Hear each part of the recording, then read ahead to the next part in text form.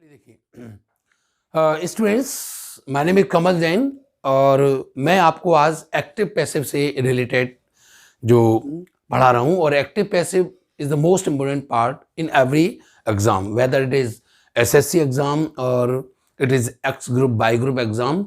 बहुत सारे जो एग्जाम्स ऐसे हैं जिनमें कि एक्टिव पैसिव का बहुत ज़्यादा रोल है। First of all I would like to tell you, सबसे पहले मैं आपको ये बताना चाहूँगा कि what is the meaning of active and passive. Active और पैसिव का मीनिंग क्या है, जानिए इसको। एक थोड़ा सा इंग्लिश के वे में नहीं, बल्कि एक इसको रफली इस मामले में सोचते हुए चलिएगा कि एक्टिव मीन्स क्रिएटिव और पैसिव मीन्स जो क्रिएटिव नहीं हो अर्थात इनएक्टिव हो। हम ये भी कह सकते हैं कि एक्टिव से पैसिव या एक्टिव से इनएक्टिव। अब सोच के देखिए, अगर मान लीजिए फैन है वो चल रहा है तो हम ये कह सकते हैं कि फैन एक्टिव है, और अगर फैन है वो बंद है, रुका हुआ है, तो वो ध्यान दीजिए वो फैन पैसिव है। ध्यान दीजिए जो चलता हुआ है उसे तो आप पैसिव यानी बंद कर सकते हो, और जो ऑलरेडी बंद है उसको कोई कहता है कि फैन को बंद कर दो, तो कैसे संभव है। तो यहां ये जानने की कोशिश करिए, एक्टिव पैसिव कोई पार्ट नहीं है इंग्लिश का। एक्टिव पैसिव का मतलब होता है जो क्रिएटिव सेल्फ अपने आप से हो सकता है वो क्रिएटिव है। जैसे जितने भी जो क्रीचर्स हैं, जितने भी जो प्राणी हैं, हम इंसान जो हैं वो सब क्रिएटिव हैं, दैट मीन्स एक्टिव हैं। मैं अपना काम स्वयं कर सकता हूं, पर ये पेन अपना काम नहीं कर सकता है, कोई टेबल है वो अपना काम नहीं कर सकती है, तो इसलिए हमें इससे काम करवाना पड़ेगा। तो दैट मीन्स अगर हम अपने आप से एक्टिव हैं, क्रिएट कोई काम कर सकते हैं, तो देन वी आर एक्टिव। और अगर कोई चीज ऐसी है जिसके लिए हमें काम करवाना पड़ेगा, समझ जाइए वो पैसिव है। तो ये पेन से कोई चीज, अगर कोई ये कहता है कि पेन चल रहा है, पेन तो अपने आप तो नहीं चलेगा। जैसे कोई कहता है पतंग उड़ रही है तो अपने आप तो नहीं उड़ेगी, लेकिन अगर कोई ये कहता है कि मैं खाना खा रहा हूं तो मैं अपने आप खा सकता हूं, मैं पढ़ा रहा हूं तो मैं अपना एक्शन अपने आप कर सकता हूं। तो एक्टिव वही होता है जो एक्शन करे, और पैसिव वो होता है जो एक्शन ना करे। अगर मैंने ये कहा कि आई एम अ टीचर, तो I am just giving you introduction. अगर मैं कहता हूं कि मैं एक टीचर हूं, I am not doing any action, मैं एक्शन नहीं कर रहा हूं, इसलिए आई एम ए टीचर एक सेंटेंस तो है पर वो पैसिव है। आप सोचेंगे पैसिव का मतलब वर्ब की थर्ड फॉर्म लगा के ही बनता है, पर मेरा सोचना है कि नहीं, अगर कोई सेंटेंस के अंदर आने वाली वर्ब एक्शन करती है तो एक्टिव है, और एक्शन नहीं करती है तो वो पैसिव है। अगर मैंने ये कहा कि Ram is teaching, Ram is teaching, तो यहां पर क्या हो रहा है कि राम एक एक्शन कर रहा है, तो समझ जाइए ये एक्टिव है। इसी प्रकार से अगर मैंने कहा Ram has a car, Ram के पास एक कार है, तो राम के पास एक कार है पर वो कार एक्शन नहीं कर रहा है, वो राम कोई एक्शन नहीं कर रहा है, तो हम ये कह सकते हैं कि ये एक्टिव है और ये पैसिव है। अब सोच के देखिए, जो एक्टिव है उसको तो हम पैसिव कर सकते हैं। मैंने अभी थोड़ी देर पहले कहा कि अगर फैन मूविंग पोजीशन में है तो आप उसको बंद कर सकते हो। अब ये ही हैज अ कार, ये ऑलरेडी पैसिव है, इसमें एक्शन ही नहीं हो रही। इसके अंदर आने वाली जो वर्ब हैज है वो नॉन एक्शन वर्ब है। नॉन एक्शन वर्ब का कभी भी पैसिव नहीं बन सकता। अगर मैं ये कहता हूं Ram bought a car, Ram ने एक कार खरीदी, तो राम ने अगर कार खरीदी होगी तो दैट मीन्स उसने एक्शन किया है, इसलिए राम बॉट अ कार में ये एक्टिव सेंटेंस बोला जाएगा। तो राम बॉट अ कार का तो पैसिव बन सकता है, पर राम हैज अ कार का पैसिव नहीं बन सकता। राम इज टीचिंग इंग्लिश, इसका पैसिव तो बन सकता है, पर राम इज अ डॉक्टर तो इसका पैसिव नहीं बन सकता। यहां पर हम एक्टिव से पैसिव बताने के लिए विशेष जो बात बता रहे हैं वो ये कि देयर आर 5 और 6 rules, they are quite compulsory for learning active and passive. Active passive को सीखने के लिए ये 5 और 6 नियम हैं जिनको आपको हमेशा याद रखना पड़ेगा, माइंड में अपने में रखना पड़ेगा। जैसे पहली बात है कि वर्ब ट्रांजिटिव होना चाहिए। अब प्रश्न उठता है कि ट्रांजिटिव वर्ब क्या होती है, तो I am just telling you the transitive verb means verb having at least one object. अगर कोई वर्ब जो एक ऑब्जेक्ट, कम से कम एक ऑब्जेक्ट रखती हो सकता है एक से ज्यादा भी ऑब्जेक्ट हो, एक इनडायरेक्ट ऑब्जेक्ट, एक डायरेक्ट ऑब्जेक्ट, दो ऑब्जेक्ट हो सकते हैं, तो मैं ये कहूंगा कि कम से कम एक ऑब्जेक्ट उसके अंदर होना चाहिए। अगर मैं ये कहता हूं Ram pledge cricket, Ram cricket खेलता है, तो आपने कहा कि राम खेलता तो है पर वो क्या खेलता है, तो क्या का जवाब जो होता है वो ऑब्जेक्ट है। ऐसी स्थिति में प्लेज नाम की जो वर्ब है वो ट्रांजिटिव वर्ब कहलाएगी। ध्यान दीजिए, जब तक कि वर्ब ट्रांजिटिव नहीं होगी तब तक आप उसका पैसिव नहीं बना सकते हैं। अगर मैं ये कहता हूं Ram plays in the field, Ram मैदान में खेलता है, पर प्रश्न उठता है कि राम मैदान में खेलता तो है, पर वो खेलता क्या है? यहां पर खेलता है क्रिकेट, यहां पर खेलता क्या है ये नहीं पता। तो ऐसी स्थिति में इस वर्ब को हम कहेंगे इंट्रांजिटिव वर्ब, और इंट्रांजिटिव वर्ब के अंदर ऑब्जेक्ट नहीं होता, अर्थात ऑब्जेक्ट होने पर ही पैसिव बनता है। अगर ऑब्जेक्ट नहीं होगा तो उसका पैसिव नहीं बन सकता। सीधे अर्थों में हम ये कह सकते हैं जिस वर्ब के अंदर ऑब्जेक्ट होता है वो वर्ब ट्रांजिटिव होती है, जिस वर्ब के अंदर ऑब्जेक्ट नहीं होता है उसका जो है उसको कहते हैं इंट्रांजिटिव। अब जैसे राम इज टीचिंग के बाद अगर मैं यहां लिख देता राम इज टीचिंग इंग्लिश, तो ही इसमें जो टीचिंग नाम की जो वर्ब है वो ट्रांजिटिव वर्ब बन जाएगी, तो ही हम इसका पैसिव बना पाएंगे। तो वेरी फर्स्ट जो आपको ध्यान रखना है, जब भी कोई वर्ब दी हुई है उसके बाद ऑब्जेक्ट होना जरूरी है, वर्ब का ट्रांजिटिव होना जरूरी है। दूसरा, वो एक्शन वर्ब होनी चाहिए। अगर हमने ये कहा कि राम हैज अ कार, तो आप सोचते होंगे ये अ कार एक ऑब्जेक्ट है, तो ध्यान दीजिए ऑब्जेक्ट नहीं है। जब तक एक्शन नहीं होगा तब तक ऑब्जेक्ट भी नहीं होगा। अब इसमें एक्शन नहीं हो रहा तो ये ऑब्जेक्ट भी नहीं है, ये कॉम्प्लीमेंट कहलाएगा। अब अगर मैंने ये कहा कि वर्ब ट्रांजिटिव हो, तो दूसरा पॉइंट है वो ये है कि हम ऑब्जेक्ट को सब्जेक्ट में कन्वर्ट कर देते हैं और सब्जेक्ट है वो ऑब्जेक्ट में। एक स्ट्रक्चर के माध्यम से देख सकते हो, एक सेंटेंस के अंदर सब्जेक्ट होता है, फिर वर्ब होती है, फिर ऑब्जेक्ट होता है और फिर वो कॉम्प्लीमेंट होता है। कॉम्प्लीमेंट कोई भी अलग चीज हो सकती है। जब आप इसका पैसिव बनाएंगे तो हम सिर्फ और सिर्फ सब्जेक्ट और ऑब्जेक्ट को देखेंगे। इस ऑब्जेक्ट को मुझे आगे लाना पड़ेगा और इस सब्जेक्ट को पीछे ले जाना पड़ेगा, यानी ऑब्जेक्ट आगे आ जाएगा और सब्जेक्ट पीछे पहुंच जाएगा। तो हमने कहा कि ऑब्जेक्ट को हम सब्जेक्ट बना देते हैं और सब्जेक्ट को ऑब्जेक्ट बना देते हैं। दूसरी बात ध्यान रखना, जो सब्जेक्ट का केस है, इस सब्जेक्ट का जो केस है वो सब्जेक्ट बनने पीछे पहुंच तो जाएगा, पर वो उसका केस है वो ऑब्जेक्टिव केस में बदल जाएगा, और ऑब्जेक्ट जो होगा उसका जो केस है वो सब्जेक्टिव केस अर्थात नॉमिनेटिव केस में बदल जाएगा। जैसे हम ये कहते हैं ही टॉट मी, उसने मुझे पढ़ाया, तो मी को जब हम इधर लाएंगे तो आई हो जाएगा, आई वॉज और टॉट बाय, और ये ही उधर जा करके हिम यानी ऑब्जेक्टिव। ये नॉमिनेटिव केस था ये ऑब्जेक्टिव, बदलकर नॉमिनेटिव केस हो गया, और ये नॉमिनेटिव केस था जो बदल करके ऑब्जेक्टिव केस हो गया। तो यहां ध्यान रखना कि ऑब्जेक्टिव जो केस है वो नॉमिनेटिव में बदल जाता है और नॉमिनेटिव केस है वो ऑब्जेक्टिव में बदल जाता है।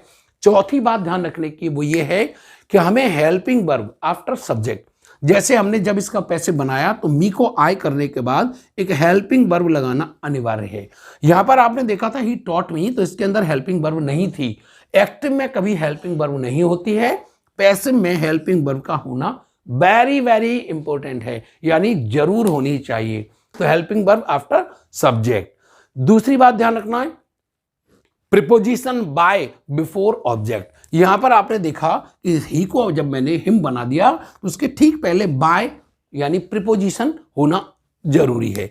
अक्सर देखने को आता है कि हम बाय लगाते हैं, लेकिन बाय की जगह कभी कभी टू, इन, विद और एट का भी प्रयोग कर दिए थे। तो इसका आंसर हो गया कि बिफोर ऑब्जेक्ट आपको बाय, टू, इन, विद और एट का प्रयोग होना है।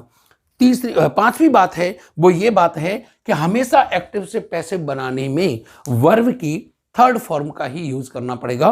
वर्ब की थर्ड फॉर्म यानी पास्ट पार्टिसिपल फॉर्म जो है वो हमेशा पैसिव बनाने में यूज होती है। और छठी बात जो एक बिल्कुल कॉमन बात है वो ये बात है कि 12 जो टेंसेस होते हैं इनमें 8 टेंस की पैसिव बनती है और 4 टेंस की पैसिव नहीं बनती। वे 4 कौन से टेंस हैं जिनकी पैसिव नहीं बनती?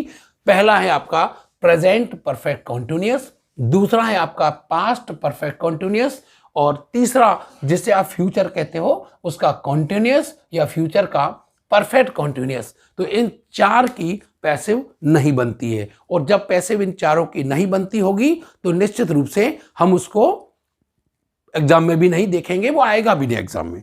तो एक्टिव पैसिव का जो आज मैंने इंट्रोडक्शन दिया है वो ये है। अब एक्टिव पैसिव करते कैसे हैं इसके बारे में हम जानते हैं। यस, तो स्टूडेंट्स आपने देखा कि एक्टिव पैसिव का जो फाउंडेशन है, जो फंडामेंटल है, उसके जो 6 रूल्स पर बेस होता है। और यहाँ पर मैं आपको एक्टिव पैसिव की और बहुत ही शॉर्ट ट्रिक से इसको समझाने की कोशिश करता हूँ, और मैं इसकी एक्सरसाइज दूंगा और एक्सरसाइज के माध्यम से आपको ये क्लियर हो जाएगा। आप पलक झपकते ही एक्टिव पैसिव को सॉल्व कर देंगे, क्योंकि बाय द वे जितने भी जो एग्जाम्स होते हैं उसके अंदर ऑप्शंस दिए होते हैं, और ऑप्शंस के द्वारा एक्टिव पैसिव किस तरह से निकाले जाएं। फिर भी मैं आपको यही कहूंगा कि कोई भी चीज को शॉर्ट ट्रिक से निकालने की कोशिश ना करें, because there is no short trick और shortcut of success. You will have to go through process. पूरे प्रक्रिया के अकॉर्डिंग आपको इंग्लिश में जाना पड़ेगा। English is not a light subject, is not an easy subject, लेकिन अगर आप इसको डीपली पढ़ते हैं definitely it will very accessible to you, बहुत ज़्यादा आपके लिए फायदेमंद और आपको एक्सेसिबल भी है। तो लेट्स स्टार्ट। हमने आपको बताया कि टेंस पर बेस्ड जो एक्टिव से पैसिव का क्या फंडा है, किस तरह के रूल है। आपको बता दें, मैंने अभी आपको बताया था कि 12 जो टेंस होते हैं उनमें से 8 टेंसेस की हम पैसिव बनाते हैं और 4 की पैसिव नहीं बनाते। For your kind information, there are 2 tenses in English. हम इंग्लिश के अंदर 3 टेंस बहुत दिनों से पढ़ते आ रहे हैं, प्रेजेंट, पास्ट और फ्यूचर। तो for your kind information, there is no future. Future tense जो है वो मॉडल वर्ब के अकॉर्डिंग चलता है। अगर हम ये कहते हैं कि नहीं हमने तो बचपन से फ्यूचर टेंस पढ़ा है, तो आपको खुद भी ये रिमाइंडर करता हूं मैं, जैसे कैन का पास्ट कुड होता है तो कैन प्रेजेंट होगा, विल का पास्ट वुड होता है तो विल प्रेजेंट होगा। तो यहां क्लियर हो गया कि कैन प्रेजेंट है जिसका पास्ट कुड है, पर कैन का फ्यूचर नहीं होता। मे का पास्ट माइट है तो फिर मे का फ्यूचर नहीं होता।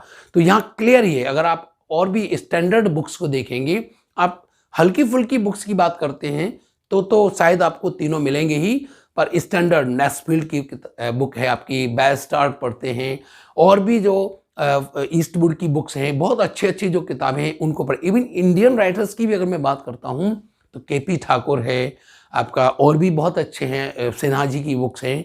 तो ये आई अप्रिशिएट देम। तो मैं मानता हूँ इसके अंदर बहुत सारी चीज़ें ऐसी हैं जो बड़ी नॉलेजेबल हैं। तो मैं आपको सिर्फ ये कहूँगा कि फ्यूचर नाम का कोई टेंस नहीं होता, उसकी जगह मॉडल होता है, मॉडल प्लस वर्ब। अगर फ्यूचर की बात करें तो I will go to Delhi का मतलब हो गया मैं दिल्ली जाऊंगा, दैट मीन्स मैं गया नहीं हूं, यानी फ्यूचर की बात कर रहा हूं। और अगर मैं ये कहता हूं कि आई मे गो टू दिल्ली, तो मैं दिल्ली जा सकता हूं, तो गया मैं भी नहीं हूं। तो आई मे टू गो टू दिल्ली भी फ्यूचर टेंस ही बोला जाएगा। प्रेजेंट टेंस के अंदर इंडेफिनिट, कॉन्टिन्यूअस और परफेक्ट, पास्ट टेंस के अंदर इंडेफिनिट, कॉन्टिन्यूअस और परफेक्ट। अब जैसे कोई कहता है कि प्रेजेंट इंडेफिनिट के अंदर जो मेन वर्ब की फर्स्ट फॉर्म लगाई जाती है, या मेन वर्ब की फर्स्ट फॉर्म में एस या ईएस लगाया जाता है। जब कोई थर्ड पर्सन और सिंगुलर होता है तो हम उसके साथ वर्ब की फर्स्ट फॉर्म में एस या ईएस लगाते हैं। जैसे ही एक थर्ड पर्सन भी और सिंगुलर भी, तो ही के साथ हम लगाएंगे गोज। और जो दे है वो थर्ड पर्सन है जरूर, पर वो सिंगुलर नहीं है। या आई जो है वो सिंगुलर तो है पर वो थर्ड पर्सन नहीं है, इसलिए हम आई, दे, वी, यू इनके साथ हम फर्स्ट फॉर्म लगाते हैं। और इसका अगर इंडेफिनिट का, प्रेजेंट इंडेफिनिट का नेगेटिव बनाते हैं तो हम डू डज के साथ नॉट लगा करके वर्ब की फर्स्ट फॉर्म लगाते हैं। ध्यान दीजिए, जब हम एक्टिव जो बनाते हैं तो ये वर्ब का यूज करते हैं, और अगर हम इसका पैसिव बना देते हैं तो ध्यान रखना है, हमने वर्ब के रूप में इज, आर और एम का हेल्पिंग वर्ब में, earlier I have just told you कि आपको हेल्पिंग वर्ब जरूर लगानी है। तो उस हेल्पिंग वर्ब प्रेजेंट इंडेफिनिट के अंदर इज, आर, एम लगा करके और वर्ब की थर्ड फॉर्म लगानी है। अगर हम डू डज प्लस नॉट लगा देते हैं तो इन इज, आर, एम के साथ हम नॉट भी लगा देंगे। अगर हम प्रेजेंट के कंटिन्यूअस की बात करें तो इसमें इज, आर, एम के बाद हम वर्ब की फर्स्ट फॉर्म में आईएनजी का प्रयोग करते हैं। और जब हम इसका पैसिव बनाएंगे तो इज, आर, एम तो लगाना ही है, पर इसके बाद अगर हम बीइंग लगा देंगे और वर्ब की थर्ड फॉर्म लगा देंगे तो इसका स्ट्रक्चर ये होता है। प्रेजेंट परफेक्ट के अंदर हम हैज और हैव का यूज करते हैं और इसके बाद हम वर्ब की थर्ड फॉर्म लगा देते हैं। अगर हम इसका पैसिव बनाएंगे तो इन हैज और हैव के बाद बीन लगाएंगे, देन वर्ब की third form that means past participle form लगाएंगे। Now move to the past indefinite. Past indefinite की जो हम वर्ब लगाते हैं वो वर्ब की सेकंड फॉर्म लगाते हैं, और अगर नेगेटिव होता है तो डिड नॉट के बाद हम वर्ब की फर्स्ट फॉर्म लगाते हैं। अगर हम इसका पैसिव बनाएंगे तो हेल्पिंग वर्ब के रूप में वॉज और वर का प्रयोग करेंगे, देन वर्ब की थर्ड फॉर्म लगाना है। वर्ब की थर्ड फॉर्म तो पास्ट पार्टिसिपल फॉर्म तो पैसिव में लगनी ही लगनी है। कॉन्टिन्यूअस की अगर हम बात करते हैं तो कॉन्टिन्यूअस के अंदर वॉज वर्ब के साथ हम वर्ब की फर्स्ट फॉर्म में आईएनजी का प्रयोग करते हैं। अगर हम इसका पैसिव बनाएंगे तो वॉज और वर्ब के साथ हम बीइंग लगाएंगे और देन वर्ब की थर्ड फॉर्म का हम प्रयोग करेंगे। अगर हम पास्ट परफेक्ट की बात करते हैं तो हैड के साथ हम वर्ब की थर्ड फॉर्म लगाते हैं, और अगर हम इसका पैसिव बनाएंगे तो हैड के साथ बीन लगाएंगे, देन वर्ब की थर्ड फॉर्म लगाएंगे।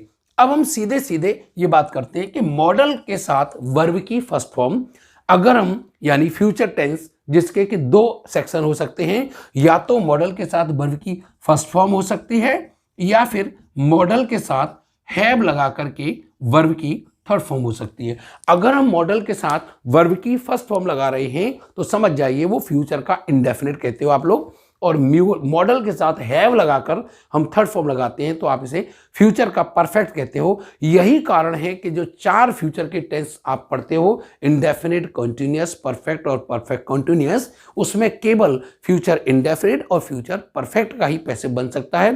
फ्यूचर कॉन्टिन्यूअस या फ्यूचर परफेक्ट कॉन्टिन्यूअस का पैसिव नहीं बनता है, क्योंकि वास्तविकता में वो फ्यूचर ना होकर के मॉडल वर्ब है, और मॉडल वर्ब के साथ हम फर्स्ट फॉर्म लगा सकते हैं या फिर मॉडल वर्ब के साथ हैव लगाकर वर्ब की थर्ड फॉर्म लगा देते हैं।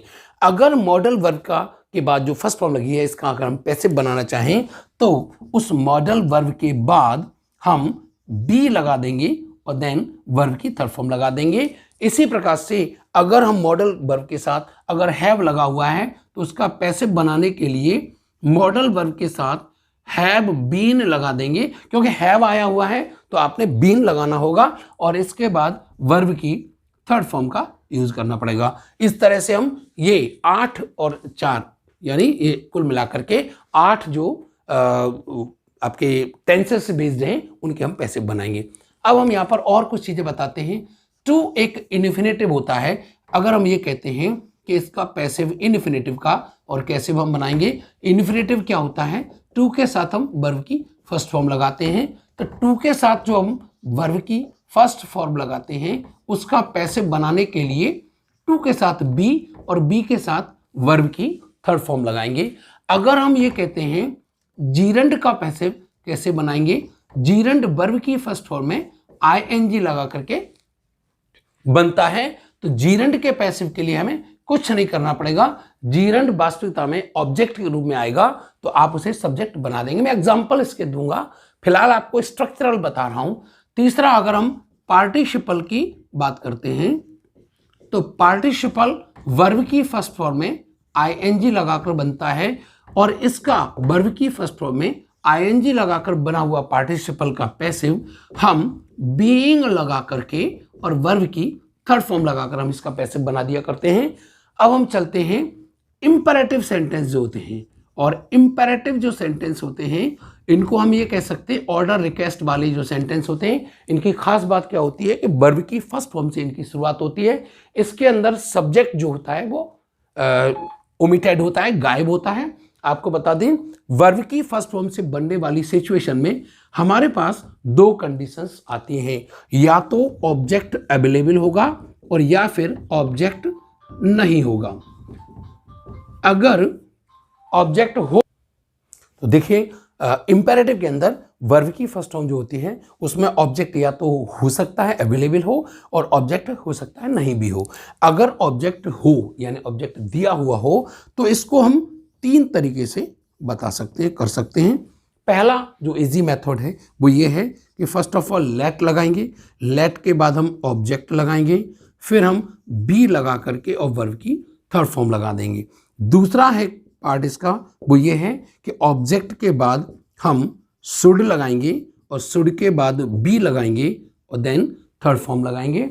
और तीसरी कंडीशन यू आर, अब इसमें क्या देखना पड़ता है, सेंस देखा जाता है इंपेरेटिव के अंदर, वो किस बेस में बोला गया है। अगर वो हमको ऑर्डर लग रहा है तो ऑर्डर्ड लिख दीजिए, अगर हमको रिक्वेस्ट यानी प्लीज लिखा हुआ है तो रिक्वेस्टेड लिख दीजिए, अगर हमको सलाह लग रही है तो एडवाइज्ड लिख देंगे, अगर वो आदेश लग रहा है तो कमांडेड लिख देंगे हम। इसी प्रकार से अगर कोई सुझाव दे रहा है तो हम सजेस्टेड लिख देंगे, अगर कोई प्रस्ताव दे रहा है तो प्रपोज्ड लिख देंगे, अगर हमको कोई वार्निंग दे रहा है तो वार्नड लिख देंगे, अगर हमको कोई पूछ रहा है तो आस्क्ड लिख देंगे, यू आर आस्क्ड, अगर हमको कोई कह रहा है तो you are told, you are requested, advise, ordered, proposed, कुछ भी आ सकता है। और इनके बाद हम एक इन्फिनेटिव टू का यूज करेंगे और देन वर्ब की फर्स्ट फॉर्म का यूज करेंगे। तो इस तरह से इसका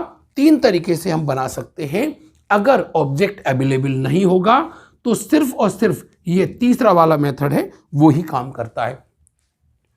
अगर हम जैसे एक एग्जांपल के रूप में बता सकते हैं कि कोई ये कहता है डू इट का पैसे बढ़ाओ, तो डू इट के अंदर ये ऑब्जेक्ट आ रहा है इट, तो ऐसी स्थिति में आप इसको बना सकते हैं लेट इट बी डन, या बना सकते हैं आप इट शुड बी डन, या फिर बना सकते हैं यू आर ऑर्डर्ड, आपको ऑर्डर दिया जाता है टू डू इट। तो ये तीनों तरीके से ये करेक्ट माना जाएगा। तो इस तरह से आपने टेंस से किस तरह से एक्टिव से पैसिव बनते हैं उसका एक बिल्कुल हल्का सा ग्लैंस के रूप में आपको मैंने स्ट्रक्चर इसका बता दिया है। अब इसके एग्जांपल देने वाला हूं और CHSL और CGL लेवल के जो क्वेश्चंस होते हैं बहुत ही महत्वपूर्ण है, आप देखते रहिए और आपको जो इसमें जो मिलेगा वो बेहद महत्वपूर्ण पार्ट है वो आपको देने वाला हूं। तो देखिए मैंने अभी आपको बताया कि जो टेंसेस का जो एक्टिव से पैसिव बनाने में किस तरह से हम इसका यूजेस करते हैं, अब इनके एग्जांपल्स मैं आपको दे रहा हूं। अब जैसे मैंने बहुत ही इजी वाले एग्जांपल्स यहाँ दिए हुए हैं, इन एग्जांपल्स के द्वारा टेंसेस के एक्टिव से पैसिव किस तरह से बनेंगे वो आप सबसे पहले जान लीजिए। फिर कॉम्पिटिटिव इंग्लिश के अंदर, कॉम्पिटिशन वाली जो इंग्लिश है उसके अंदर किस तरह के क्वेश्चंस पूछे जाते हैं जो इस तरह के नहीं होते हैं, जो बहुत इजी होते हैं। इनके माध्यम से सिर्फ हम केवल ये बताने वाले हैं कि टेंसेस का एक्टिव का पैसिव से किस तरह से लिंक है और किस तरह से आप लोगों को देखना होगा। जब भी कोई एक्टिव से पैसिव बनाएंगे तो हमें सिर्फ सब्जेक्ट और ऑब्जेक्ट और वर्ब को ध्यान देना है और किसी चीज को ध्यान नहीं देना है।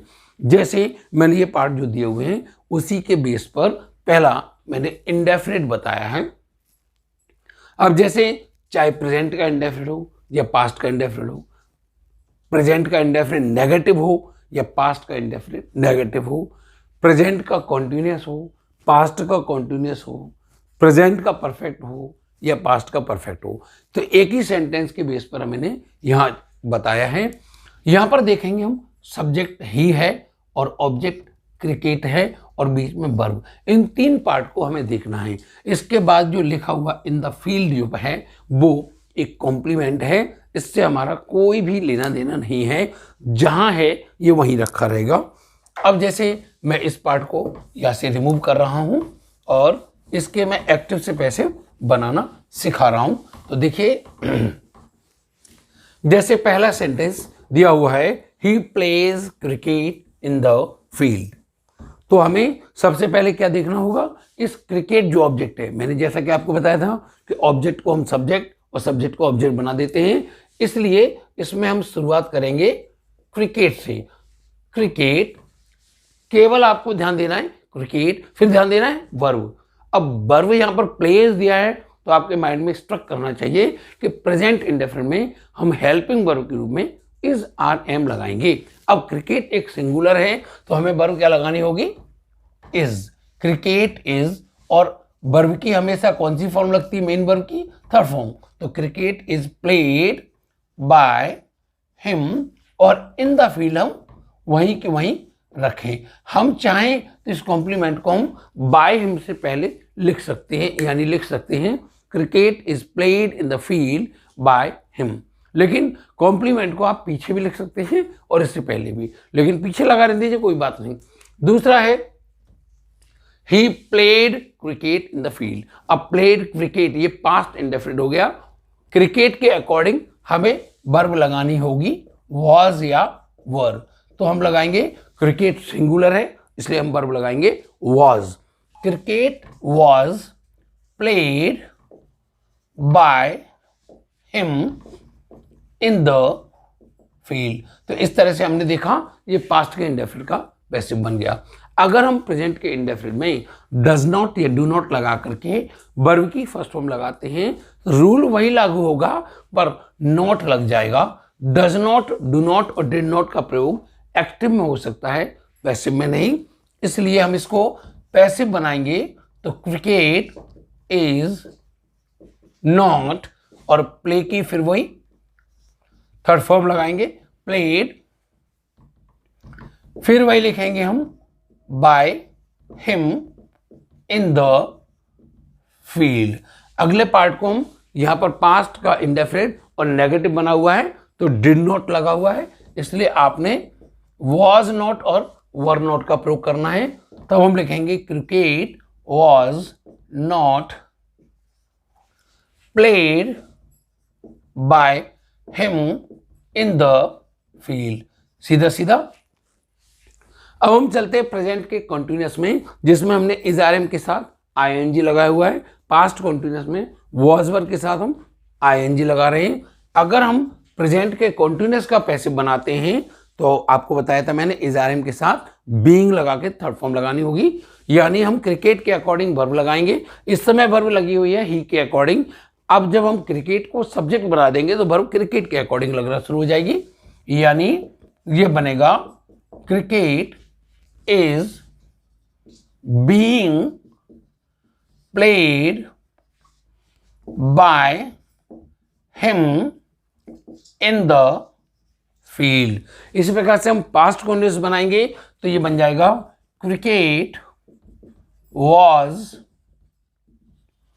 Being played by him in the field. अब हम पास्ट का और प्रेजेंट का परफेक्ट बना रहे हैं तो परफेक्ट में आपको बताया था कि हैज हैव के साथ थर्ड फॉर्म और पास्ट में हैड के साथ थर्ड फॉर्म लगाएंगे। तो आपने क्या है, अगर नॉट है तो लगा सकते हैं, नॉट नहीं होगा तो भी बी लगाकर बनाएंगे। तो क्या बनेगा देखिए, क्रिकेट और क्रिकेट के अकॉर्डिंग वर्ब लगा देंगे हम हैज, फिर बीन तो लगना ही है हर एक में, हैज बीन। अगर नेगेटिव है तो हमने नॉट और लगाना पड़ेगा, has not been played by him, और lastly complement in the field. अब इधर आ जाए हम, he had not played cricket in the field, तो हम हैड नॉट वाले में cricket had not been played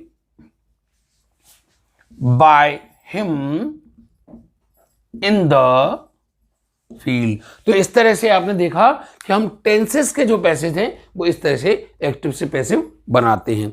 अब ये तो एक बिल्कुल कॉमन थे, हो सकता है आपने हाई स्कूल इंटर लेवल पर ये सब पढ़े हों, और अगर कोई टीचर आपको ये सब चीजें बता रहा है तो ये बिल्कुल कॉमन है, ये बहुत बड़ी बात नहीं है। जो कॉम्पिटिटिव एग्जाम्स में जो हट करके आते हैं उन्हें आपको सीखना है। इनको तो आप इसलिए मैंने ये करा दिए हैं कि देखिए टेंसेस के यूज हैं, उसके आधार पे ये कैसे बनते हैं। पहले तो आपको ये पता चलना चाहिए कि प्रेजेंट इंडेफिनिट का हम पैसिव बनाएंगे तो इज आर एम ही लगाना है, पास्ट इंडेफिनिट में वॉज वर ही लगाना है, प्रेजेंट कंटिन्यूअस में इज आर एम के साथ आईएनजी लगाना है, पास्ट कंटिन्यूअस में वॉज वर के साथ आईएनजी लगाना है, प्रेजेंट परफेक्ट के अंदर हैज बीन हैव बीन के बाद आए थर्ड फॉर्म लगाना है, और पास्ट जो प्रेजेंट पास्ट का परफेक्ट है उसके अंदर हैड बीन लगा करके थर्ड फॉर्म लगाना है। तो ओवरऑल एक्टिव से पैसिव के हमने ये फंडे बताए। अब हम जो स्पेशल जिनके बारे में हम आपको बात कर रहे हैं, जो एग्जाम्स में पूछे जाते हैं कॉम्पिटिटिव में, वो बताने जा रहे हैं। देखिए, तो चलिए मैं अब आपको बताने वाला हूं कि एग्जाम्स में किस तरह के एक्टिव पैसिव आते हैं, चाहे वो CHSL या CGL एग्जाम हो, इवन XY ग्रुप के एग्जाम्स वगैरह होते हैं, उनमें भी इतने ईजी भी नहीं आते, कुछ टफ आते हैं जो समथिंग डिफरेंट फ्रॉम अदर्स होते हैं। आपको भी उस लेवल के सीखने होंगे ताकि आपका एक्टिव पैसिव किसी भी सूरत में गलत नहीं जाए। चलिए हम जैसे आपको बता रहे हैं, या एक सेंटेंस मैंने लिखा है, the boy who plays here played a good game of cricket very skilfully during season. अब इतना बड़ा सेंटेंस जैसे दिया है तो फर्स्ट ऑफ ऑल हमें इसमें सब्जेक्ट को पता करना पड़ेगा। तो सब्जेक्ट जो पूरा है अकेला बॉय नहीं है, the boy who pledge here, ये पूरा पार्ट, वर्ब से पहले का पूरा पार्ट सब्जेक्ट कहलाएगा। अब हमें देखना पड़ेगा इसका ऑब्जेक्ट क्या है, अ गुड गेम ऑफ क्रिकेट, इतना बड़ा पार्ट है ये, ऑब्जेक्ट है। अब हमें ये और देखना पड़ेगा कि इसके बाद जो लिखे हुए पार्ट हैं वो क्या हैं। आप ये ना समझिए कि उस ऑब्जेक्ट के बाद आने वाला पार्ट है वो कॉम्प्लीमेंट होता है, पर वास्तविकता में ये वेरी स्किलफुली किसी वर्ब के लिए काम कर रहा है, यानी ये एडवर्ब है। इसलिए वेरी स्किलफुली को हम पीछे नहीं लिख सकते, बल्कि आपको उस वर्ब के साथ जोड़ना पड़ेगा। और ड्यूरिंग सीजन जो है वो एक कॉम्प्लीमेंट है, आप उसे रोक सकते हो, उसे वहीं रख सकते हो या आगे भी ला सकते हो। तो इसका पैसिव बनाने के लिए ध्यान रखना है, पूरा की पूरा ऑब्जेक्ट आपको उठा के लाना होगा, अ गुड गेम ऑफ क्रिकेट। अब यहां पर टेंस कौन सा है, पास्ट इंडेफिनिट, तो गेम के अकॉर्डिंग हमने वर्ब लगा दी वॉज, फिर हम लिखेंगे प्लेड, फिर आपको वेरी स्किलफुली लिखना होगा। अगर आपने वेरी स्किलफुली को पीछे ले गए तो ये रॉन्ग हो जाएगा, क्योंकि ये प्लेड के वर्क कर रहा है, लिए वर्क कर रहा है, तो प्लेड के साथ ही लगाना पड़ेगा। फिर हम लिखेंगे by the boy who plays here, जो यहां खेलता है पूरा पार्ट ये लेना पड़ेगा। और लास्ट में ड्यूरिंग सीजन भी लिख सकते हो, और ये पहले भी लिखा जा सकता था, तो इसलिए इसका सही पैसिव जो होगा वो ये बनेगा, अ good game of cricket was played very skilfully during the season, या लिख सकते बीच में, वरना bye the boy who pledge here during season, ऐसे करके ये बनेगा। तो ओवरऑल कई बार हमें ये देखना पड़ता है कि लास्ट वाला जो पार्ट है वो कॉम्प्लीमेंट है या एडजेक्टिव फ्रेज है या एडवर्ब फ्रेज है, जिसके साथ दिया हुआ है उस पार्ट को लिखना पड़ेगा। जैसे एक एग्जांपल और देख सकते हैं, जैसे मैंने लिखा है I like the hot T of Assam which is very tasty. जैसे मैंने कहा कि मैं गर्मा गर्म चाय आसाम की जो बहुत टेस्टी होती है उसको पसंद करता हूं। तो हमने देखा आई तो सब्जेक्ट है और ऑब्जेक्ट जो है ना वो पूरा है। क्यों? क्योंकि मैं पसंद क्या करता हूं, चाय। चाय कैसी होनी चाहिए, गरम। गरम तो चाय होनी चाहिए, पर होनी कहां की चाहिए, आसाम वाली। और वो जो चाय है वो होती कैसी है, बहुत टेस्टी। इसका मतलब इस टी नाम के नाउन के लिए ये ऑफ आसाम भी काम कर रहा है, और विच इज वेरी टेस्टी भी काम कर रहा है, और ये हॉट भी काम कर रहा है। तो ये टी के साथ चिपक करके सारे चलेंगे। तो पूरा जो पैसिव बनेगा इसका, तो ऑब्जेक्ट को हम आगे लाना है, और ये बनेगा the hot T of Assam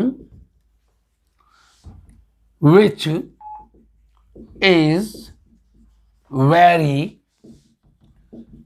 tasty, फिर लगेगी वर्ब इज लाइक्ड बाय मी। अगर आपने विच इज वेरी टेस्टी को वहीं छोड़ दिया तो ये रॉन्ग होगा, क्योंकि which is very tasty T के साथ चलेगा, इसलिए पूरा ऑब्जेक्ट माना जाएगा, पूरा पार्ट आएगा, और प्रेजेंट इंडेफिनिट की वजह से like is liked by me last में जाके लगेगा, तब ये इसका पैसिव बनेगा। तो ओवरऑल हमें ये देखना पड़ेगा कि उस ऑब्जेक्ट के बाद लिखा हुआ जो पार्ट है वो ऑब्जेक्ट का पार्ट है या वैसे ही लगा हुआ कॉम्प्लीमेंट है। अगर वो कॉम्प्लीमेंट है तो वहीं की वहीं रखा रहने दिया जाएगा, और अगर वो एडवर्ब है, एडजेक्टिव है, तो हमें उसके साथ ही लगाना पड़ेगा। एक एग्जांपल और देखिए, जैसे the flood hit the villagers hard, यानी बाढ़ ने गांव वालों को बहुत बुरी तरह से प्रभावित किया। तो यहां पर आपको इस हार्ड को पता करना है कि हार्ड किसके लिए काम कर रहा है। हार्ड जो वर्ड है वो हिट नाम की वर्ब के लिए काम कर रहा है, इसलिए ये एडवर्ब है। इसको आप वहां नहीं रखेंगे जहां इस समय ये रखा हुआ है, आपको हिट के साथ लिखना पड़ेगा। तब हम इसका पैसिव जो बनाएंगे वो बनाएंगे ब्लेजर्स, और ये पास्ट इंडेफिनिट होने के कारण ब्लेजर्स के अकॉर्डिंग हमने वर्ब लगा दी were. The blazers were hit hard, hit की थर्ड फॉर्म हिट ही होती है, इसलिए hit hard by the flood. अगर आपने इस हार्ड को वहीं लिख दिया होता और ये बना दिया होता the blazers were hit by the flood और हार्ड, तो ये सेंटेंस का सीक्वेंस गलत होता और ये सेंटेंस रॉन्ग होता। तो इस तरह से आपने देखा जरूरी नहीं है कि ऑब्जेक्ट के बाद लिखा हुआ पार्ट है वो कॉम्प्लीमेंट हो सकता है वो एडजेक्टिव फ्रेज हो या सिंगल एक एडवर्ब हो, तो उस वर्ड को उसी के साथ लगाना पड़ेगा। जैसे एडवर्ब वर्ब के लिए काम करता है तो हमें वर्ब के साथ कनेक्ट करना पड़ गया हिट हार्ड। इसमें भी आपने देखा था ये जो है प्लेड वेरी स्किलफुली एडवर्ब जो था, और अगर वो एडजेक्टिव होता है जैसे ऑफ आसाम या विच इज वेरी टेस्टी, तो वो उस नाउन के साथ ही जुड़ता। तो इस तरह से आपने एग्जांपल देखे, ऐसे में बहुत सारे एग्जांपल आपको जो कॉम्पिटिशन्स में आते हैं उनको बताने वाला हूं। तो चलिए स्टार्ट करते हैं। अब हम और एग्जांपल्स देते हैं, जानिए। जैसे Ram does his duty sincerely. हमने बोला Ram does his duty sincerely. अगर कॉमनली मैं किसी से अगर बोलता हूं कि इसका पैसिव बनाएंगे तो हिज ड्यूटी पूरा पार्ट आप इधर ले आएंगे और ये बना देंगे हिज ड्यूटी। अब प्रेजेंट इंडेफिनिट की वजह से आपने वर्ब क्या लगाओगे इज। हिज ड्यूटी इज, और डू की थर्ड फॉर्म डन, और सिंसियरली इसलिए क्योंकि वो डन के लिए वर्क कर रही है, और लास्ट में बाय लगा करके राम को राम। अगर यहां ही होता तो आप हिम कर देते, पर ध्यान दीजिए ये रॉन्ग हो जाएगा। अगर किसी का नाम दिया हुआ है और फिर उसी का यहां पर पजेसिव एडजेक्टिव दिया हुआ है, तो यहां ध्यान दीजिए हिज ड्यूटी की जगह आपको यहां पजेशन बनाना पड़ेगा उस नाउन का, यानी राम्स ड्यूटी। और जहां पर आपने नाम लिखा हुआ है राम, उसकी जगह आपको लिखना पड़ेगा हिम, तब यह सेंटेंस बनेगा Ram's duty is done sincerely by him. Condition ध्यान रहे, या नाम होना चाहिए और इसका पोजीशन। अगर यहां ही होता तो कोई टेंशन नहीं था, फिर तो हिज ड्यूटी और यहां पर बाय हिम हो ही जाता, तो इसलिए ध्यान रखना है। दूसरा रूल देखिए, जैसे किसी ने कहा he does a lot of work. ध्यान दीजिए अ लॉट ऑफ वर्क जो लिखा हुआ है, ये पूरा पार्ट जो है, अ लॉट ऑफ का मतलब होता जरूर है ज्यादा, लेकिन ध्यान रखना वर्क अनकाउंटेबल है, इसलिए अ लॉट ऑफ वर्क के लिए भी हमें वर्ब सिंगुलर लगाना पड़ेगा। A lot of work is done by him. कई बार क्या होता है कि ये अ लॉट ऑफ वर्क जो लिखा हुआ है इसको हम लॉट्स ऑफ वर्क भी लिख सकते हैं, तो इसलिए इसका हम दूसरे तरीके से भी बना सकते हैं और ये लिख सकते हैं lots of work is done by him. अब अगर ऑप्शन में इसका passive a lot of work ना लिख करके उसने लॉट्स ऑफ वर्क लिख दिया हो, तब भी ध्यान रखना ये ऑप्शन सही होगा, क्योंकि हमको ये ध्यान रखना पड़ेगा कि अ लॉट ऑफ में अ आने पर लॉट में एस नहीं लगाते और अ ना आने पर हम लॉट में एस लगा सकते हैं, तो इसका ऑप्शन ऐसा आ सकता है। इसी तरह के और क्वेश्चन देख सकते हो, जैसे ही मेक्स अ नॉइज, वह शोर मचाता है, तो ये पूरा का पूरा फ्रेज है। तो आपको बता दें मेक्स अ नॉइज फ्रेज है, लेकिन अगर आप इसको पैसिव बनाएंगे तो noise is made by him. आप यहां पर ए नहीं लगा सकते, आप ये नहीं लिख सकते कि ए नॉइज। इसी प्रकार से देखिए ही टेल्स अ लाई, तो आप अ लाई नहीं बल्कि आप बोलेंगे लाई इज टोल्ड बाय हिम, क्योंकि अ लाई नहीं बोल सकते, क्योंकि ये पूरा फ्रेज था टेल अ लाई, लेकिन आप जब पैसिव बनाएंगे तो केवल लाई लेंगे। अब देखिए इसके और एग्जांपल्स दिखाता हूं आपको। जैसे मैंने ये कहा, all desire wealth, all desire wealth but some acquire। इसका मतलब हो गया सभी लोग धन दौलत चाहते हैं, बट लेकिन सम एक्वायर, कुछ लोगों को मिलती है। कुछ लोगों को क्या मिलती है? वेल्थ। तो यहां पर इस वेल्थ जो ऑब्जेक्ट है वो यहां पर एक गायब ऑब्जेक्ट है, पर है वही, इसलिए इन दोनों का ऑब्जेक्ट है वो एक ही मान करके हम इसका पैसिव बनाएंगे। Wealth is desired by all but acquired by some. यानी आप यहां पर द्वारा से हेल्पिंग वर्ब को रिपीट नहीं करेंगे। Wealth is desired by all but wealth is acquired by some. तो सीधा सीधा बट के बाद एक्वायर्ड बाय सम सीधा लिख दिया जाएगा, हेल्पिंग वर्ब को हम द्वारा से नहीं लिखेंगे। तो इस तरह के कंडीशंस आ जाती है डबल वाले पैसिव। और देखिए, अगर मैंने लिखा एवरी पेरेंट लव्स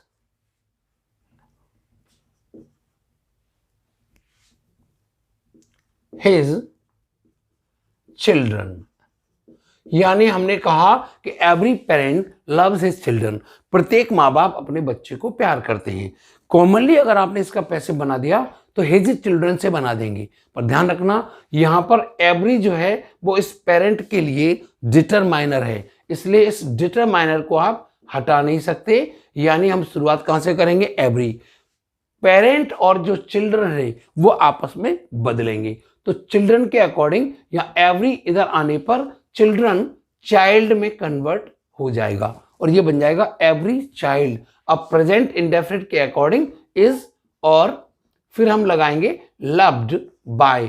ध्यान दीजिए, पेरेंट के लिए हमने पोजीशन क्या लगाया था? हिज, पर चाइल्ड के लिए हम पोजीशन हिज न लगा करके इट्स लगाते हैं, तब ये बनेगा every child is loved by it's. और ये जो पेरेंट वहां लिखा हुआ था जो सिंगल था एवरी के कारण, ये यहां आकर के पेरेंट्स में कन्वर्ट हो जाएगा, तब ये बन जाएगा every child is loved by its parents.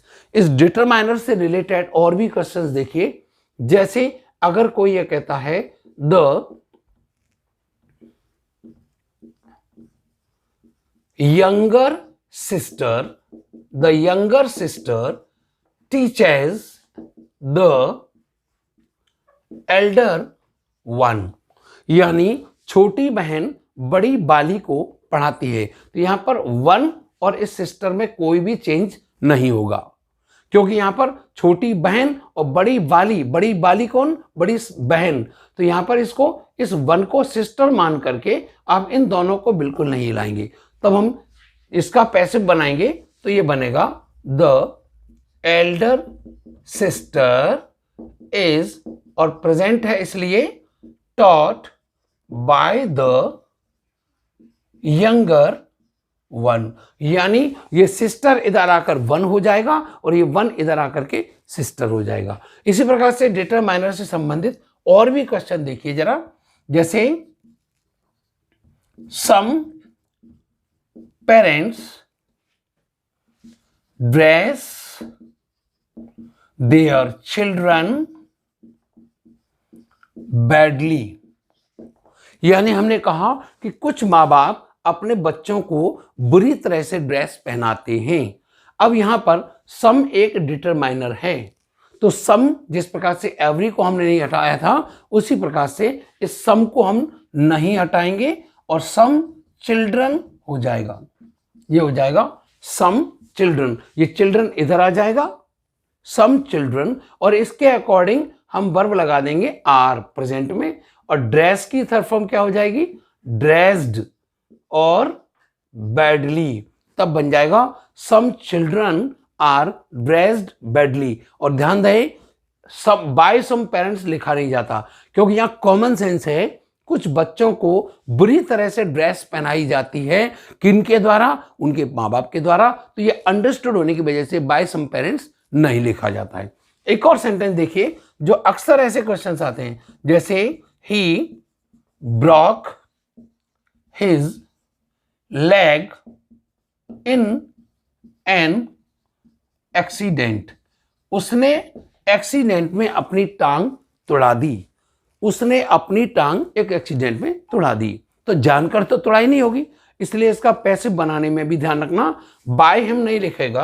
अब ऐसा लिखा जाएगा, his leg was broken in an accident. By him क्यों नहीं लिखेंगे, उसने जानकर के तोड़ाई थोड़ी है, इसलिए हम बोलेंगे his leg was broken in an accident. By him नहीं लिखा जाएगा। तो इस तरह से आपने देखा ये विशेष प्रकार के सेंटेंसेस हैं। और देखिए हम और यहां बताने वाले हैं जिन क्वेश्चन से रिलेटेड गलतियां अक्सर देखी जाती हैं।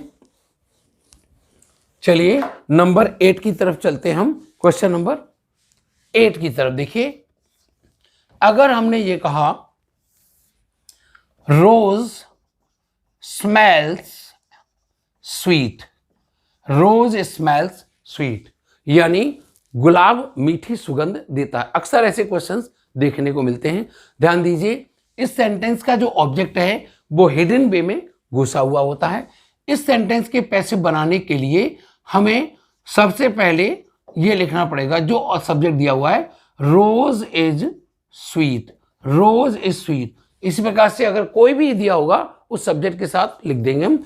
और इसके बाद अपनी मर्जी से एक पार्ट और लिखा जाता है, व्हेन इट इज, और स्मेल की थर्ड फॉर्म स्मेल्ट, यानी ये बनेगा rose is sweet when it is smelt.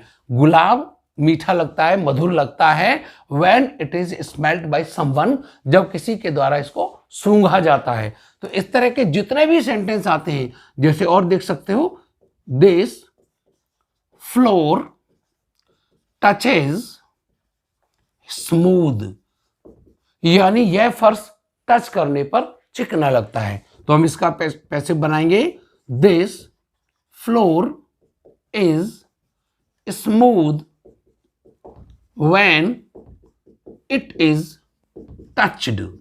इस तरह से बनेगा। और एग्जांपल देख सकते हो, क्विनैन टेस्ट बिटर, क्विनैन का स्वाद कड़वा होता है। तब हम इसको बनाएंगे, quinine is bitter when it is tasted. ये कई बार एग्जाम में इस तरह के देखे गए हैं, quinine is bitter when it is tasted. तो इस तरह से ये 8वां नंबर देखा आपने। 9 नंबर देखिए, कई बार क्या होता है कि डबल ऑब्जेक्ट दे दिए जाते हैं। जैसे किसी ने कहा, he wrote me a letter, he wrote me a letter, और इसका पैसिव बनाओ। तो ध्यान दीजिए, इसमें भी 2 ऑब्जेक्ट आए हैं। इस वाले ऑब्जेक्ट को आप इनडायरेक्ट ऑब्जेक्ट कहते हो और इस वाले ऑब्जेक्ट को डायरेक्ट ऑब्जेक्ट कहते हैं। ऐसी स्थिति में हमेशा ध्यान रखना, जब 2 ऑब्जेक्ट दिए हों तो पैसिव इनडायरेक्ट ऑब्जेक्ट से ही बनाया जाए। यानी मुझे मी से पैसिव बनाना चाहिए, और ये रोट यानी पास्ट इंडेफिनिट होने के कारण आई वॉज, और राइट की third form written a letter by him, ये बनेगा। अगर आपने एक और दूसरा यानी डायरेक्ट ऑब्जेक्ट से पैसिव बना दिया तो गलत नहीं होगा, सही होगा, पर उसमें एक प्रॉब्लम है जो आपको याद रखनी पड़ेगी। A letter was written to me by him, यानी अगर आपने डायरेक्ट ऑब्जेक्ट से पैसिव बनाया तो इस मी के पहले कभी टू या कभी फॉर लगा दिया जाता है, जिससे यह क्लियर होता है कि ये इनडायरेक्ट ऑब्जेक्ट के पहले टू नाम का प्रपोजिशन लगाना होता है, वरना ये रॉन्ग हो जाएगा। और अगर इसीलिए ये कहा जाता है कि आप इनडायरेक्ट ऑब्जेक्ट से इसको बनाओ, तो अगर आप इनडायरेक्ट ऑब्जेक्ट से बनाओगे तो डायरेक्ट ऑब्जेक्ट अकेला आ सकता है, इनडायरेक्ट ऑब्जेक्ट अकेला नहीं आता। अगर आ जाए तो उसके पहले हमें टू या फॉर लगाना होता है। एक सेंटेंस और देख सकते हो, ही bought me a कार, तो हम अगर कार से बनाते हैं तो ये बनेगा a car was bought for me by him. तो इसलिए आपको यहां पर देखिए आपको फॉर लगाना पड़ा यहां पर, क्योंकि इनडायरेक्ट ऑब्जेक्ट से बनाते तो इसकी हिंदी बन जाती आई वॉज बॉट, फिर हिंदी बन जाती मुझे खरीदा गया। तो ध्यान दीजिए इसमें हमने अगर अ कार से बनाया है अर्थात डायरेक्ट ऑब्जेक्ट से इसको पैसिव बनाया है तो हमें इस मी के पहले फॉर लगाना पड़ेगा। इसी टाइप से कुछ सेंटेंसेस और होते हैं, जैसे एक टोल्ड वाला देखिए जरा, देखिए और आपको दिखाते हैं। यहां कई क्वेश्चंस हैं जो एग्जाम्स में, इस तरह के क्वेश्चंस जो बहुत ज्यादा स्ट्राइक करते हैं, जो एग्जाम में पूछे जाते हैं। जैसे he told me a fantastic story, उसने मुझे एक मजेदार कहानी सुनाई। तो हम यहां देख सकते हैं मी इनडायरेक्ट ऑब्जेक्ट है और अ फैंटास्टिक स्टोरी एक डायरेक्ट ऑब्जेक्ट है। अगर मैं इसमें आई से बनाता हूं तो ये बन जाएगा I was told a fantastic story by him. अगर हमने इसको अ फैंटास्टिक स्टोरी से बनाया तो a fantastic story was told me by him. तो यह ध्यान दीजिए अगर कई वर्ब थी, रोट वर्ब थी, तो आपने यहां पर टू मी लगाना पड़ा, पर अगर ये टोल्ड वर्ब होता तो यहां टू मत लगा देना, क्योंकि टोल्ड के बाद तो यहां जो भी आता है उसके पहले टू नहीं लगाया जाता। तो ये एक्सेप्शन नहीं है, एक्चुअली टोल्ड के साथ ये नियम है, राइट के साथ ये नियम है। देखने में सेंटेंस बिल्कुल एक जैसा लग रहा था, पर यहां ध्यान रखना टोल्ड के बाद वो वहां टू लगा देगा, तो ध्यान रखना यहां टू नहीं लग सकता है। चाहे इसमें हम मी से बनाएं, चाहे हम अ फैंटास्टिक स्टोरी किसी से बनाएं, तब भी यहां पर किसी भी सूरत में कोई भी ऑब्जेक्ट के पहले प्रीपोजिशन नहीं आता है। अब 11 नंबर देखिए, कुछ इस तरह के सेंटेंस होते हैं जिनके ऑब्जेक्ट उसमें इनबिल्ट होते हैं, यानी जैसे किसी ने कहा ही ऑर्डर्ड टू गो, उसने जाने की आज्ञा दी, और कोई ये कहता है इसका पैसिव बनाओ। तो ऐसी स्थिति में इस ऑर्डर्ड के अंदर एक वर्ब गेव और एक ऑर्डर नाउन, ये दो घुसे हुए हैं। तो इस ऑर्डर नाम के वर्ब के ऑब्जेक्ट यानी ऑर्डर को हम बाहर निकाल देंगे और ये बन जाएगा order was given him to go. इस तरह से बन जाते हैं। कई बार क्या होता है, कुछ वर्ब ऐसी होती हैं जिनके ऑब्जेक्ट उसमें घुसे होते हैं। और एक एग्जांपल देखिए, she advised me to help him, उसने मुझे सलाह दी कि मैं उसकी मदद करूं। तो हम इसमें आई से बना सकते थे, यानी ये बना सकते थे I was advised by her to help him. लेकिन इसमें एक और तरीका है, वो ये कि मैं इस एडवाइज नाम की वर्ब है उसमें से नाउन को निकाल दूं और ये निकाल दूं एडवाइस वॉज गिवन, क्योंकि यहां पर एडवाइज्ड के अंदर एक गेव और एक एडवाइस छुपा हुआ था। तो जिस प्रकार से order was given, advice was given to me by her to help him. इस तरह से इसको बना देते हैं। अब आते हैं हम 12 नंबर पर। 12 नंबर पे देखना है, इस तरह के सेंटेंस देखे जाते हैं, it is time to close the shop, it is time to close the shop. और कोई ये कहता है इसका पैसिव बनाओ, तो ध्यान दीजिए इट इज टाइम को एज इट इज लिख देंगे हम, इट इज टाइम को जैसा लिखा हुआ वैसा लिख देंगे। फिर इसके बाद हम एक प्रीपोजिशन फॉर लिखेंगे, फिर इसके बाद एक ऑब्जेक्ट लिखेंगे, फिर इन्फिनेटिव टू वी और थर्ड फॉर्म। इस फॉर्मूले के अकॉर्डिंग हम इसका पैसिव बनाएंगे, तब ये बनेगा it is time for the shop to be closed, तब ये इसका पैसिव बनेगा। तो यहां आपने 12 स्पेशल टाइप के टिप्स देखे, और भी इसके बहुत सारे टिप्स हैं और हम आपको टाइम टू टाइम देते रहेंगे। आपको बता दें एक्टिव पैसिव एक बहुत बड़ा पार्ट है, तो इसको मैं 2 वीडियोस में आपको दूंगा। तो पहले वीडियोस के अकॉर्डिंग आपने देखा जो रिलेटेड टू टेंस या स्पेशल टाइप के जो सेंटेंसेस जो एग्जाम्स में पूछे जाते रहे हैं उनको मैंने बताया। अब मैं आपको डबल जो है से रिलेटेड डबल जो क्लॉजेज होते हैं उनके पैसिव कैसे बनते हैं, इंपेरेटिव के पैसिव कैसे बनते हैं, इंटेरोगेटिव के पैसिव कैसे बनते हैं, इन सबको मैं नेक्स्ट वीडियो में आपको बताऊंगा। तो इस वीडियो में मैं आपको इतना ही बता रहा हूं, इसके बाद नेक्स्ट वीडियो में फॉर द टाइमिंग के लिए आपको ये बेनिफिशियल होगा, इससे आपको एक्टिव पैसिव करने में बहुत बेनिफिट मिलेंगे। दूसरा, एक्टिव पैसिव की एक्सरसाइज कराने के लिए भी मैं आपको ये चीज़ों के बारे में बताऊंगा कि किस तरह से शॉर्ट ट्रिक से पलक झपकते इसको हम कर सकते हैं। वैसे मैंने अभी आपको बताया भी था कि सिर्फ और सिर्फ ऑब्जेक्ट और वर्ब को देख करके हम 4 जो ऑप्शन दिए होते हैं उनमें से आंसर निकाल सकते हैं। जब भी कोई सेंटेंस दिया हुआ है तो फर्स्ट ऑफ ऑल आप उस सेंटेंस के अंदर ऑब्जेक्ट को पकड़िए और इसके अंदर आने वाली वर्ब को पकड़िए। जैसे कहीं भी कहीं लिखा हुआ है ही हैज़, तो हैज देखते ही समझ जाइए ये परफेक्ट है, इसलिए इसका पैसिव बनने में ऑब्जेक्ट के साथ हैज बीन हैव बीन ही बनेगा। या आई डिड नॉट करके बना हुआ है तो डिड देखते ही पास्ट इंडेफिनिट समझ जाइए, ऑब्जेक्ट के साथ हमें वॉज वर लगानी पड़ेगी। ही डज नॉट लिखा हुआ तो डज देखकर प्रेजेंट इंडेफिनिट समझ जाइए और इसके अंदर ऑब्जेक्ट को लेकर के is are am plus third form लगेगी। इस तरह से आपको शॉर्ट ट्रिक से ये एक्टिव पैसिव कितना भी टिपिकल हो वो आप बता सकते हैं, क्योंकि वास्तविकता में ऑब्जेक्ट और verb plays a very important roles in forming the passive from the active. Thank you all of you for watching my channel.